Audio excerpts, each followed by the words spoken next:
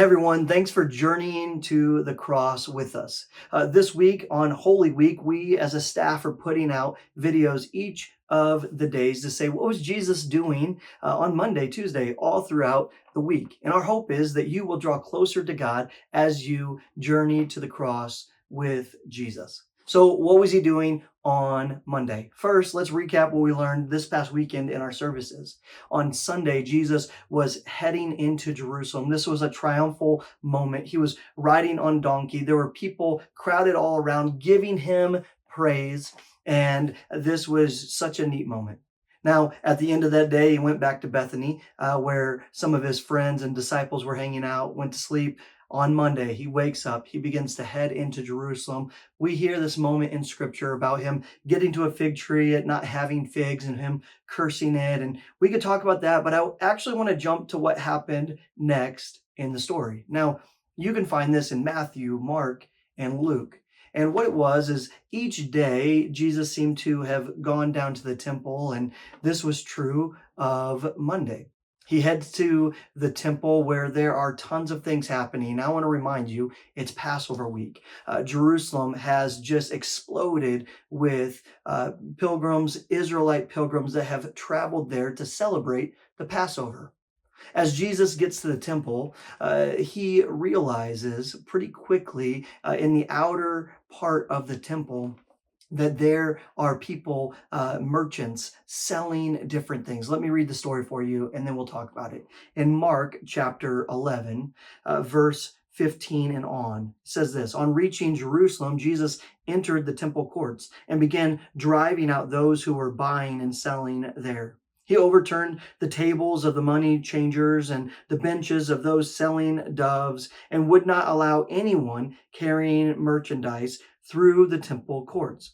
And as he taught them, he said, is it not written, my house will be called a house of prayer for all nations?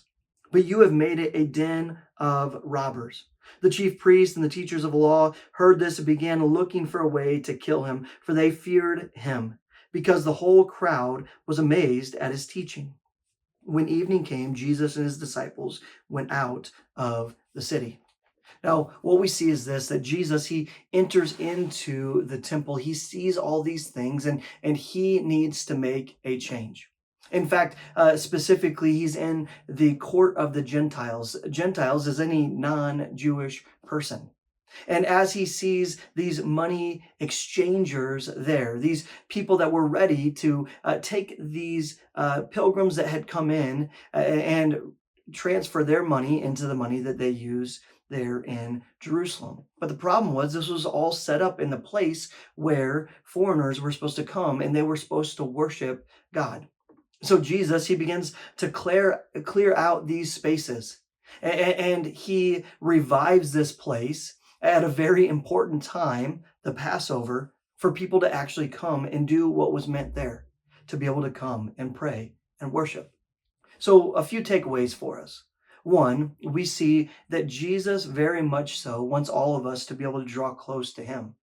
He wants us to come to him in prayer, and he was making this possible. And not only was he making that possible, but he was allowing people to be able to hear him teach as well. And what we see in scripture here is that as people got to hear him teach and see the things that he was passionate about, that they were in awe of him.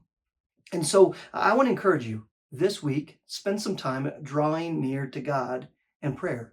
Jesus obviously thought that it was very important for people to do it. One way that you might do that is stop by the church, and we have a prayer experience set up behind the church, and you can access that, and there's a QR code to scan that will let you walk through different moments in Jesus's life, from him praying in the Garden of Gethsemane all the way until he was laid in the tomb.